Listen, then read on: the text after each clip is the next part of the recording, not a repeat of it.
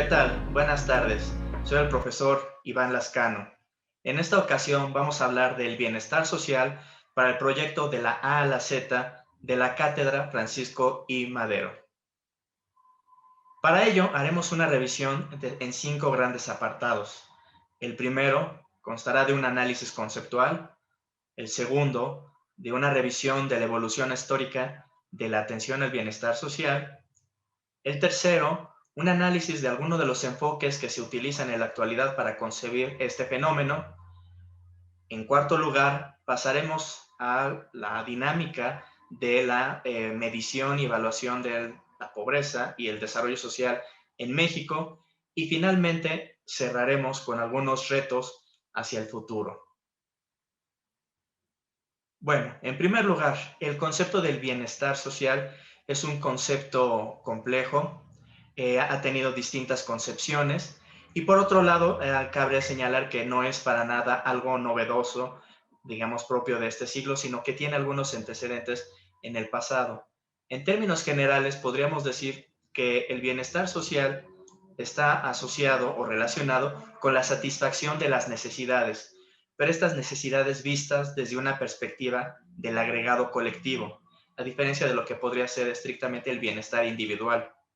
Ahora, el bienestar social concretamente puede ser entendido como un estado o condición del bienestar humano y se puede argumentar que existe cuando los individuos, familias, comunidades e incluso sociedades experimentan un determinado grado de bienestar. Ahora bien, de acuerdo a lo que señala la socióloga española Teresa Montagut, cuando hablamos del bienestar social, debemos de entenderlo como un estado o condición humana del bienestar que existe cuando se interviene, en este caso directamente por parte del Estado, sobre los problemas sociales, cuando las necesidades humanas son satisfechas y cuando se maximizan las oportunidades sociales. ¿Cuáles son las distintas etapas en las cuales se ha evolucionado la atención al problema del desarrollo social? Bueno, hay varias, sin duda, pero creo que se podrían englobar en las siguientes.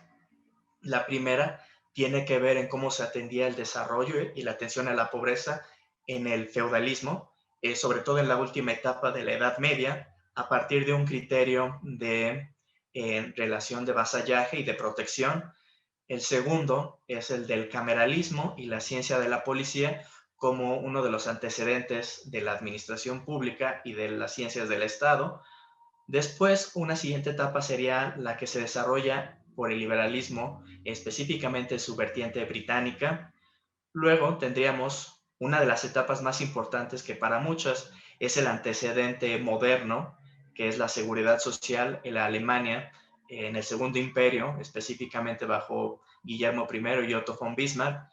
Posteriormente podríamos hablar del Plan Beveridge y el nacimiento propiamente hablando de los antecedentes del welfare state y posteriormente como digamos una respuesta a la crisis económica, al crack de 1929, la propuesta y la respuesta del New Deal de Franklin Delano Roosevelt como antecedentes que sientan los cimientos intelectuales, instrumentales e institucionales de lo que sería el estado de bienestar.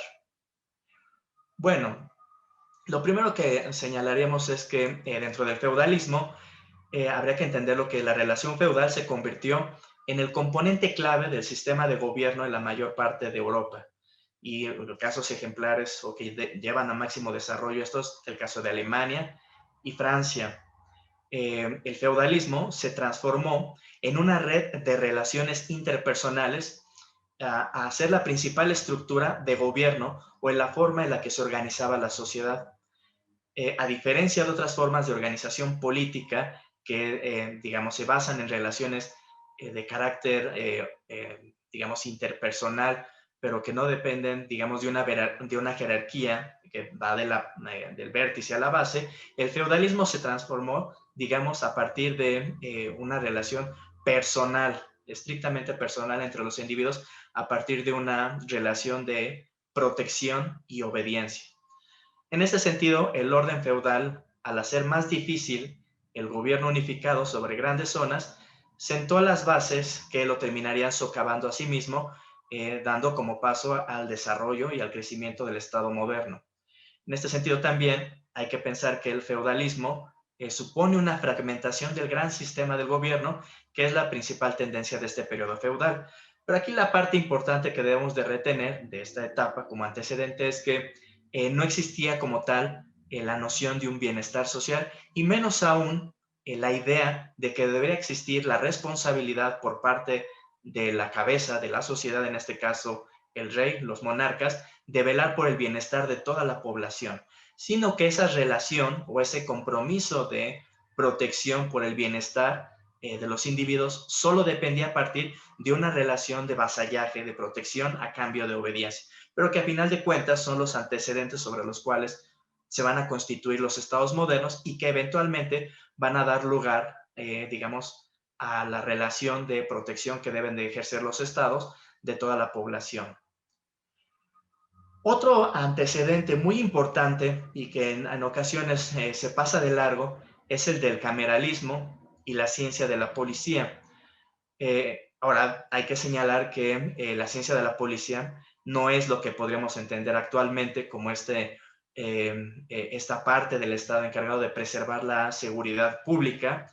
en el sentido restringido que lo entendemos actualmente, sino que la policía es una ciencia de la prosperidad del Estado y en ese sentido es el antecedente directo de la ciencia de la administración pública, que se desarrolla principalmente en el siglo XVIII en los estados alemanes de Prusia y Austria. Uno de sus autores principales, si no es que el central, es Johann Heinrich von Justi, que escribiría dentro de varios escritos digamos, el tratado de ciencia de la policía o elementos generales de ciencia de la policía. Pero, digamos, por otro lado, habría que señalar que esta noción de la policía no es gratuita, porque los alemanes ven en esta disciplina aquella que debería de encargarse de la paz social y de la prosperidad y el orden. En ese sentido, la policía originalmente entendía, más allá de velar estrictamente por la paz en las ciudades o en las localidades, un alcance mucho más amplio en el cual tenía que preocuparse por las personas en situación de indigencia, en personas en situación de pobreza y por lo tanto generar las condiciones para que el Estado generara prosperidad hacia la población y que en último resultado eso iba a generar, digamos, paz pública y por lo tanto prosperidad del Estado y capacidad para enfrentar a sus vecinos. Entonces, en esta etapa, en el cameralismo y el desarrollo específicamente de la ciencia de la policía, si bien el objetivo último era generar un Estado fuerte por medio de una hacienda que tuviera la capacidad de recaudar recursos de su sociedad, para lograrlo tenía que generar los cimientos, los fundamentos de la prosperidad en toda la población y que existiera el orden y la paz pública. Entonces, por lo tanto, al Estado, a la administración pública, o como sería en ese entonces a la policía, le competían todas estas áreas del desarrollo humano, del desarrollo social, que nosotros entendemos actualmente, pero que en aquella época entrarían de lo que conocemos como el despotismo ilustrado. Luego, el siguiente paso nosotros lo podríamos encontrar en el liberalismo británico. Y digamos, estamos hablando ya en finales del siglo XVIII, la última etapa del siglo XVIII, y aquí el autor más representativo es el autor Jeremy Bentham, que escribe en 1776 su famoso fragmento sobre el gobierno, en el cual nos dice, en una frase, que la mayor felicidad del mayor número es la medida de lo justo y de lo injusto, y que por lo tanto las funciones del gobierno representativo deben de ser ocuparse de la subsistencia de los más pobres,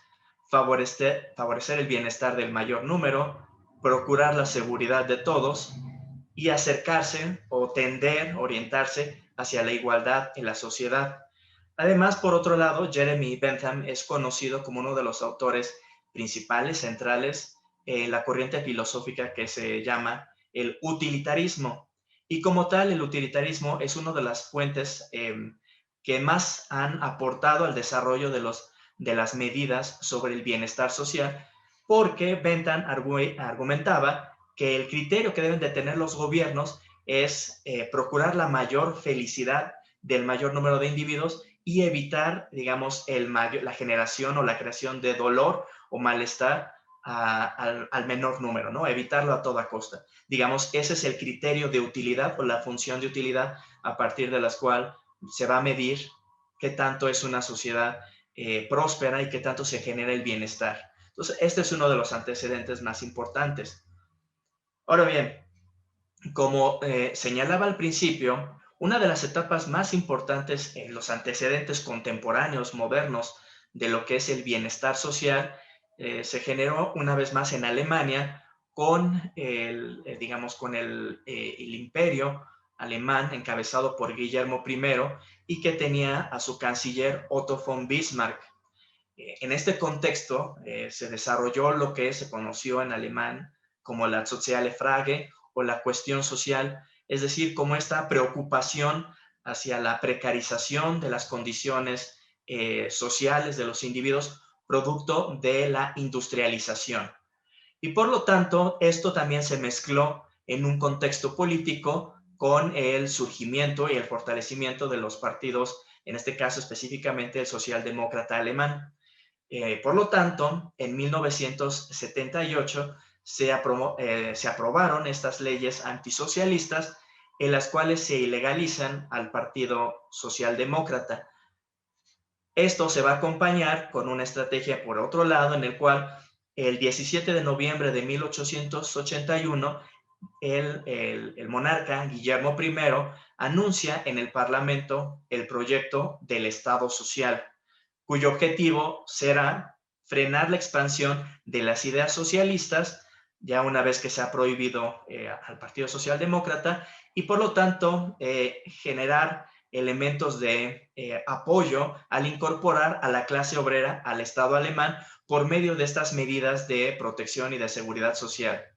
Entonces, en este sentido, en 1883 se establece el seguro de enfermedades, que va a ser obligatorio para los obreros y financiado de forma dual por ellos y los patrones. En 1884 se establece el seguro de accidentes en el trabajo. En 1889 el seguro de invalidez y en 1891 el seguro de vejez. Como tal, este es un primer intento, digamos, de promover leyes de bienestar social, pero que en última instancia tienen como objetivo un tanto conservar el status quo y no necesariamente un espíritu democrático o, digamos, de generar desarrollo social. No obstante, sin importar cuáles fueron los objetivos o las intenciones que los impulsaron, es el primer gran intento de legislación que busca mejorar las condiciones de los obreros frente a los excesos que se había caído en la industrialización.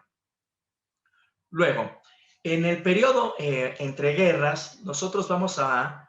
observar la propuesta en Estados Unidos del New Deal, que va a ser la política intervencionista puesta en marcha por Franklin Delano Roosevelt para luchar contra los efectos de la Gran Depresión de 1929, en particular obviamente en el territorio norteamericano. Se desarrolló entre 1933 y 1938 con el objetivo de sostener a las capas más pobres de la población, de reformar los mercados financieros y de otorgar una nueva dinámica a una economía norteamericana que había estado afectada por el desempleo y por las quiebras múltiples de distintas empresas.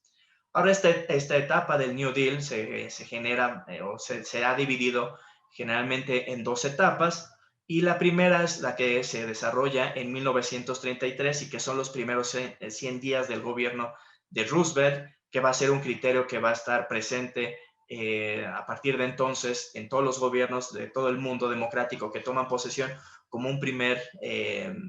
periodo para medir el éxito de sus medidas. Y la segunda etapa va a ser aquella que se desarrolla de 1935 a 1938 y que un ejemplo principal es la aprobación de la Ley de Seguridad Social.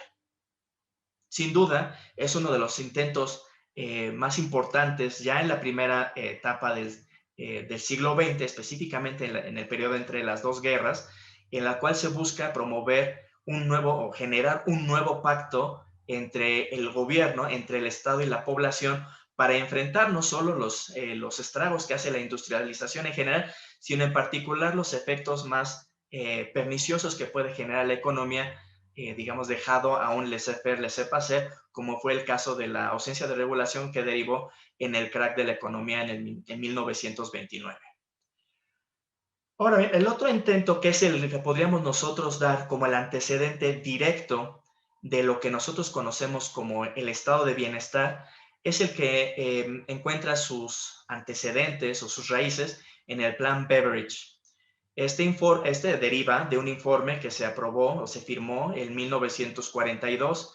y describe las líneas generales del estado de bienestar, o en inglés el welfare state, como será implementado en el Reino Unido en la década de los 50 y de los 60. Y dentro de sus propuestas principales vamos a encontrar que la seguridad social debe llegar a todos los ciudadanos y cubrir todos los posibles o todas las posibles eventualidades en las que puede encontrarse el trabajador en su perjuicio. Este seguro debe de ser obligatorio y además debe de estar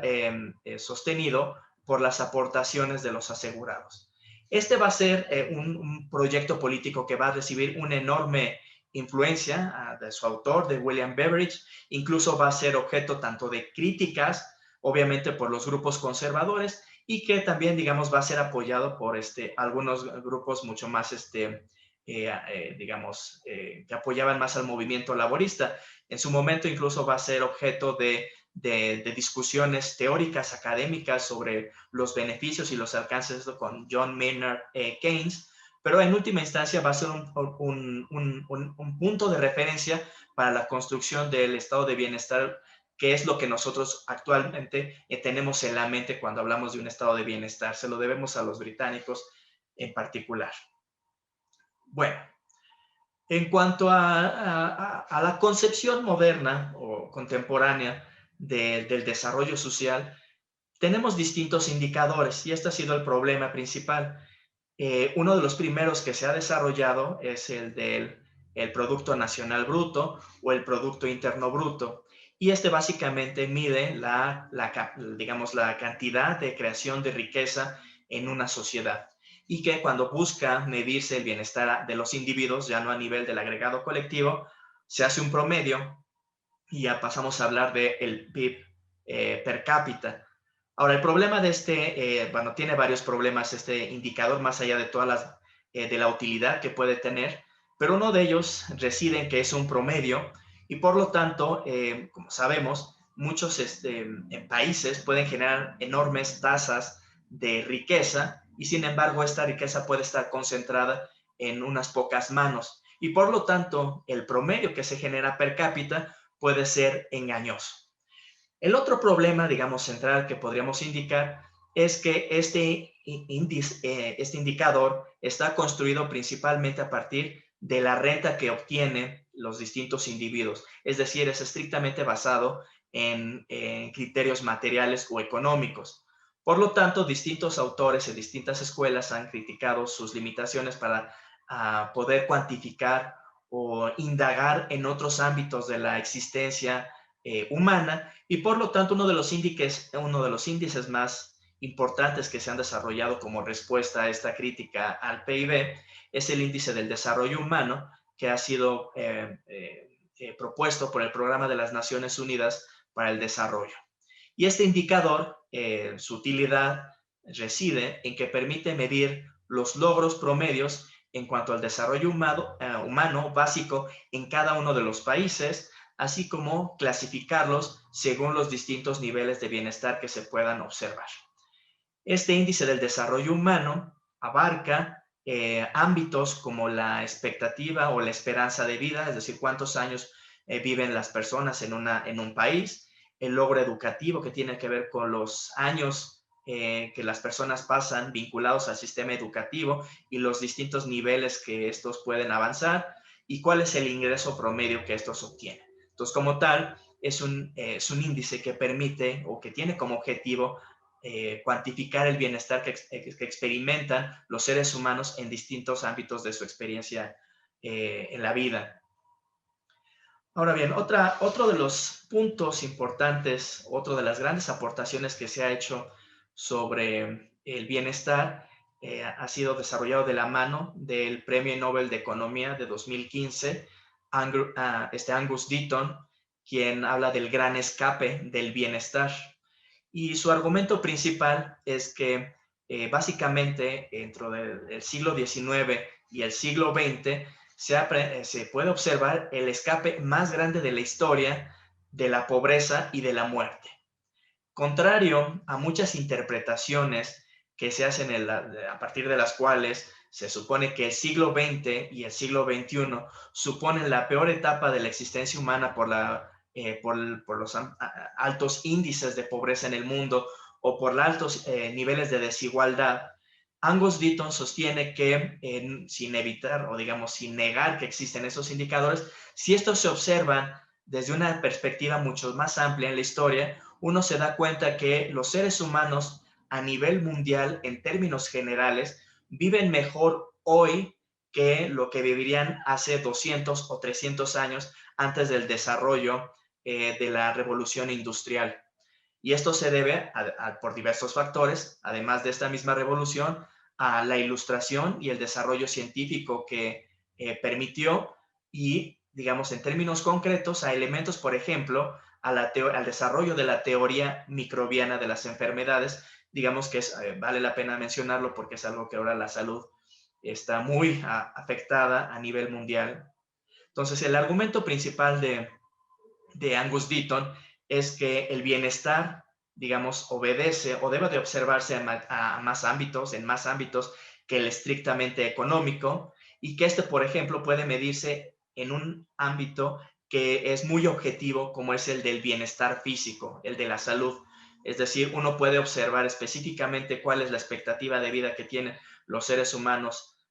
en el siglo XX y principios del siglo XXI y compararlo con otros siglos, y uno puede observar de forma innegable que los seres humanos viven más. No solo eso, sino que la tasa de natalidad, digamos, ya no enfrenta esos problemas en los cuales los niños, digamos, nacen, los neonatos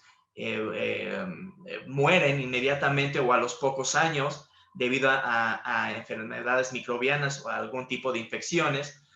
Y por lo tanto, digamos, en general los seres humanos experimentan mejores niveles de bienestar material e incluso físico que en épocas anteriores, y que es un elemento que se debe de reconocer. Ahora bien, con ello no señala que el bienestar material económico sustentado en la riqueza o en el ingreso no sea importante, sino que este debe de complementarse con esos otros indicadores como es el de la salud, pero también en algunos otros como el bienestar psicológico, el de la salud mental, que en última instancia nos lleva a criterios como el de la felicidad o la educación, y finalmente, no por ello menos importante, a la capacidad de participación de los individuos en la toma de decisiones colectivas en la sociedad. Todos estos son ámbitos en los cuales uno debe de observar y cuantificar el bienestar de las personas y no solo limitarse al estrictamente económico. Ahora bien, en el caso de México, el bienestar social nosotros lo entendemos a partir de la idea del desarrollo social. Y en particular quisiera señalar que a partir del 2004, con la aprobación y la creación de la Ley General de Desarrollo Social, se da la creación del Consejo Nacional de la Evaluación de la Política de Desarrollo Social, que tiene como uno de sus objetivos principales la evaluación de los distintos programas de política social. Y en particular, diseñar los criterios para la medición de la pobreza en México. En el caso mexicano, nosotros utilizamos un poco en el sentido que ya se refirió brevemente, como en ejemplos del PNUD o en propuestas como las de Angus Deaton, nosotros también recurrimos a la medición multidimensional de la pobreza. Y esta básicamente está centrada en dos grandes dimensiones. Una de ellas es la material del bienestar económico y la otra es la de los derechos sociales. Estos derechos sociales van a englobar los elementos de la salud, de la alimentación, de la educación, de la seguridad social y de la vivienda y de los servicios. Ahora bien, para ello se ha diseñado una estrategia en la cual se puede graficar en el cual una vez a partir de los distintos instrumentos de encuestas que tiene a su disposición el INEGI y de las cuales se echa mano el Coneval, una vez determinado el ingreso y el índice de privación social de las personas a partir de las encuestas, cualquier persona puede ser clasificada en uno de 4 cuadrantes principales. Por ejemplo, existe la población en situación de pobreza multidimensional cuando existe una población con ingreso inferior al valor de la línea de la pobreza por ingresos y que padece al menos una carencia social. La población vulnerable por carencias sociales cuando hay población que presenta una o más carencias sociales, pero cuyo ingreso es igual o superior a la línea de la pobreza por ingresos. En tercer lugar estaría la población vulnerable por ingresos, aquella población que no reporta carencias sociales y cuyo ingreso es inferior a la línea de la pobreza por ingresos. Y finalmente tendríamos a la población no pobre, en términos multidimensionales, y no vulnerable, que es aquella cuyo ingreso es igual o superior a la línea de la pobreza por ingresos y no tiene ninguna carencia social alguna. Bueno, ya para ir cerrando, en cuanto a cuáles son algunos de los retos del bienestar social que digamos, que enfrentamos en el mundo. Bueno, el primero justamente tendría que ver con la misma idea de la globalización que ha estado asociada al neoliberalismo, que se ha implementado a partir de la década de 1980 en la mayor parte del mundo desarrollado, en la mayor parte del mundo occidental, y que esto supuso una retirada del Estado de sus compromisos y de sus obligaciones de velar por la seguridad social y el bienestar de la población. Eh, Esto obviamente trajo consigo el desmantelamiento del estado del bienestar y por lo tanto nosotros hemos observado en los últimos 40 años, a partir de que se implementaron estas medidas, una nueva regresión hacia tendencias anteriores que se habían desarrollado ya a mediados del siglo XX, en el cual observamos una concentración de la riqueza muy amplia. Pero no todo es necesariamente negativo. Tenemos autores como Richard Baldwin que nos habla de una gran convergencia, que es este proceso en la cual la globalización ha permitido, gracias al desarrollo tecnológico en las tecnologías de la información y comunicación, la migración de los conocimientos de las empresas de un lugar hacia el otro. Y por lo tanto, esa migración, esa movilidad del expertise gerencial, técnico, ha permitido llevar riqueza de unos países a otros, por lo tanto, dividiendo el proceso industrial. Esto ha generado mayor riqueza digamos, en algunos países y por lo tanto, en las últimas décadas hemos observado cada vez mayores niveles de convergencia, es decir, que los países que no están es decir, que cada vez se cierra más la brecha que existen entre los países del G7 y los países en vías de desarrollo, principalmente encabezados por China y la India, pero no solo estrictamente por estos dos países, no obstante su enorme en magnitud en términos de población. Entonces, por lo tanto, la globalización también ha abierto oportunidades para cerrar esta brecha de la concentración de la riqueza. Y por el otro lado, otro de los problemas principales es aquel que plantea el economista Danny Roderick, que lo define como el trilema, el trilema político de la economía mundial, ¿no? En la cual señala que tenemos 3 opciones de las cuales podemos elegir. Tenemos una hiperglobalización, por un lado, una política democrática digamos, en el otro vértice de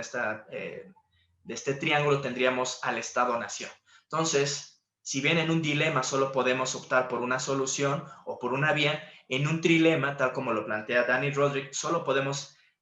optar por 2 opciones. Entonces, si queremos seguir, por ejemplo,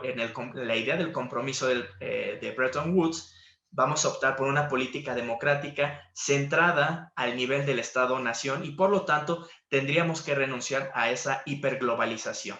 en la que hemos caído a partir de la década de los 80. Pero si por el otro lado queremos optar por una estrategia de la gobernanza global, tendríamos entonces que optar por la hiperglobalización y una política democrática a nivel global y tendríamos que digamos, por un lado, la misma importancia del Estado-Nación. Entonces, y finalmente la otra opción tenemos es la hiperglobalización con el Estado-nación, que es lo que él le llama la camisa de fuerza dorada, la cual tendríamos que, digamos, no hacer caso o descartar la política democrática, que es uno de los problemas, por ejemplo, que se enfrentó la Unión Europea en términos específicos y la cual nosotros empezamos a observar las consecuencias, por ejemplo, en el caso del Brexit, en el cual Inglaterra ha optado por salirse de este compromiso multilateral porque sus ciudadanos se sienten, digamos, excluidos de esos procesos políticos y por lo tanto lo consideran no democrático. Entonces, para ello, renuncian de esa idea de gobernanza global o de una gobernanza hacia un nivel supraestatal por defender la supremacía, la soberanía del Estado-nación.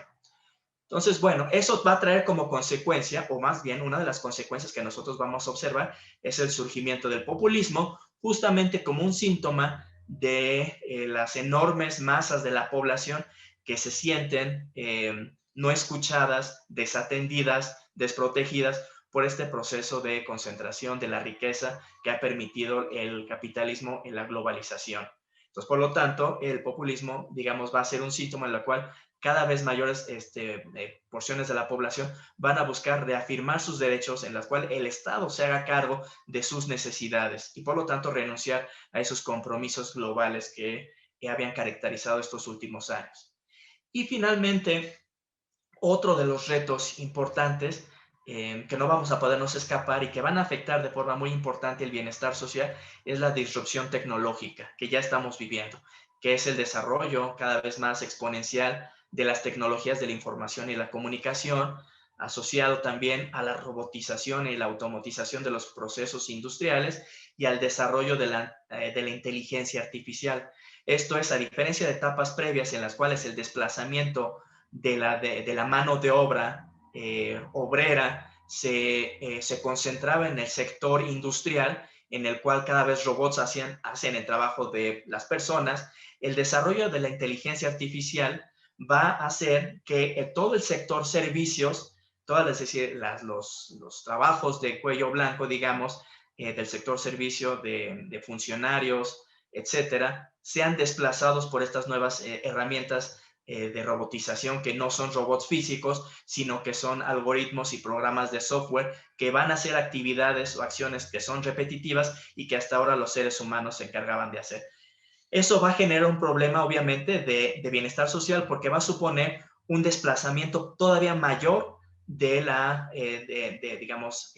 mano de obra laboral en las sociedades. Y lo peor de todo es que el ritmo se va a generar en términos exponenciales y por lo tanto la capacidad de los gobiernos de adaptarse y de generar respuestas efectivas y de la población de adaptarse también a estos nuevos retos y de convertir sus capacidades y sus talentos para volverse a insertar en el mercado laboral cada vez va a ser más rápido. Entonces, esto en el grado extremo puede llevarnos a lo que el historiador israelí Yuval Noah Harari ha llamado como el posible surgimiento de la Global Useless Class, es decir, esta clase sin ocupación de carácter global que va a estar desempleada y va a ser inempleable debido a este desarrollo de la tecnología y que por lo tanto, más allá de dejar sin su fuente de ingresos principales y por lo tanto de bienestar a las poblaciones, va a tener el principal efecto en términos, diríamos, marxistas de producir la mayor alienación de los trabajadores de parte del proceso productivo en el cual los seres humanos van a estarse desvinculados totalmente de aquello que se produce en la sociedad. Entonces, esto va a ser uno de los retos más importantes y obviamente muchos más, pero que van a afectar de forma directa al bienestar de las sociedades en términos individuales y en términos agregados que vamos a estar observando en los próximos años. Bueno, pues agradezco mucho su atención y los invito a visitar las redes sociales de la Cátedra Francisco I. Madero, donde podrán encontrar distintas fuentes de información igualmente importantes e interesantes para ustedes. Hasta luego.